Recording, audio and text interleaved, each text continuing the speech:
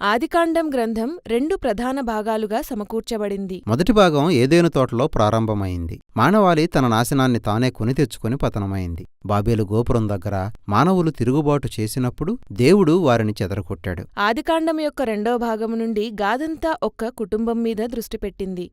సరిగ్గా ఈ భాగం మధ్యలో ఈ గాథ ఆదికాండం 2 భాగాలని కలుపుతూ అసలు ఈ గ్రంథం ఉద్దేశాన్ని మనం గ్రహించడానికి సహాయపడుతుంది. బాబేలు గోపురం నుండి మనం ఈ గాథ దగ్గరికి ఎలా వస్తాం?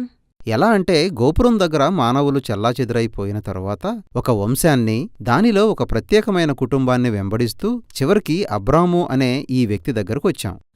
ఇతన్నే అబ్రహాము అని కూడా పిలుస్తారు. అవును, దేవుడు అబ్రహామును దీవిస్తానని, చాలామంది సంతానాన్ని ఇస్తానని, ఇంకా చాలా వాగ్దానాలు చేశాడు. అతని సంతానం ద్వారా భూమిపైన జాతులన్నీ తన దీవెనలు పొందుతాయని దేవుడు చెప్పాడు. కాబట్టి మౌలికంగా చూస్తే మానవాళి ఏదెను తోటలో పోగొట్టుకున్న మంచితనాన్ని, వారిని గూర్చిన తన మొదటి ఉద్దేశాలను తిరిగి నిలబెట్టాలన్నది దేవుని ప్రయత్నం. ఒక విధంగా అది మానవుల్ని విమోచించడానికి ఆయన వేసిన ప్రణాళిక. అందుకే ఆదికాండం 2వ భాగమంతా ఈ కుటుంబం గురించే. అబ్రహాము, అతని కొడుకు ఇస్సాకు, అతని కొడుకు యాకోబు, ఆ తరువాత యాకోబుకు పుట్టిన 12 మంది కొడుకులు. వారి ప్రతి తరం వారిని, వారి ద్వారా జాతులన్నింటినీ దీవిస్తానని దేవుడు తన వాగ్దానాన్ని పునరుద్ఘాటించాడు. అవును, ఈ కుటుంబం ద్వారా ఈ లోకాన్ని విమోచిస్తానన్న దేవుని వాగ్దానం మూలంగా ఈ గాథలన్నిటి నుండి ఒక మంచి వ్యక్తిగా జీవించడం ఎలాగో నేర్చుకోవచ్చు. అయితే నిజానికి ఈ కుటుంబం అంతా అస్తవ్యస్తంగా ఉంది. ఉదాహరణకి అబ్రహాము గాథలో గమనిస్తే దేవుడు అబ్రహాముకి, అతని భార్య శారాకి సంతానాన్ని దయచేయాలనుకున్నాడు.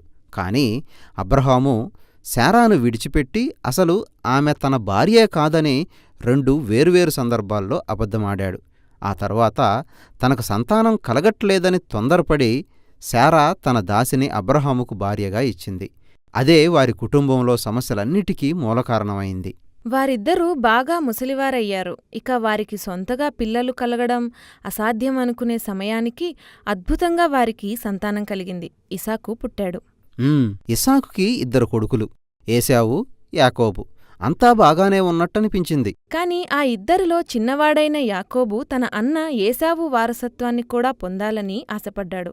అతడొక పథకం ప్రకారం వృద్ధుడు, గుడ్డివాడు అయిన తన తండ్రి ఇసాకు దగ్గర్నుండి దాన్ని మోసంతో లాక్కోవాలని చూశాడు. అన్యాయం కదూ, గుడ్డివాడైన సొంత తండ్రిని మోసం చేయడమా? అవును, అతడు తన అన్న వారసత్వాన్ని కూడా తీసేసుకున్నాడు. అవును, ఆ తరువాత యాకోబు ముందుకు సాగిపోయాడు. అతనికి 12 మంది కొడుకులు, అంటే పెద్ద కుటుంబం. కాని యాకోబు తన 11వ కొడుకు యోసేపుని మిగిలిన వాళ్లకంటే ఎక్కువగా ప్రేమించాడు. అతనికి ఒక రంగురంగుల కోటు కుట్టించాడు. దాంతో అతనిపై వారు ద్వేషం పెంచుకున్నారు. ఎంతగా అంటే అతన్ని చంపేయాలన్నంతగా. అలా చేయలేదు, కాని ఐగుప్తులో బానిసగా ఉండడానికి అమ్మేశారు. ఐగుప్తులో ఉండగా యోసేపు చాలా విచిత్రమైన సంఘటనల మధ్య జైలు గదిలో నుండి ఒక్కసారిగా ఆ దేశానికి ప్రధానమంత్రి అయిపోయాడు. అవును, ఆ తరువాత ఆ ప్రాంతమంతా గొప్ప కరువొచ్చింది. ఆహారం వెతుక్కుంటూ యోసేపు అన్నలంతా ఐగుప్తు వచ్చారు. వాళ్ళు వచ్చినప్పుడు ఆ దేశానికి ప్రధానిగా ఎవరిని కనుగొన్నారో తెలుసా? అవును, యోసేపునే. ఎవరినైతే వారు బానిసగా అమ్మేశారో ఆ యోసేపు. యోసేపు వాళ్లందరినీ ఆకలితో చచ్చిపోకుండా కాపాడాడు. ఎలా ఉందో చూడండి. అబ్రహాము మునిమనమలు తమ స్వంత తమ్ముడిపైనే అంత దుర్మార్గానికి ఒడికట్టారు. కాని దేవుడు వారి దుర్మార్గాన్ని వాళ్ల మంచికే మార్చేశాడు. ఈ గ్రంథం చివరి పేరాల్లో యోసేపు వారితో చెప్పిందిదే.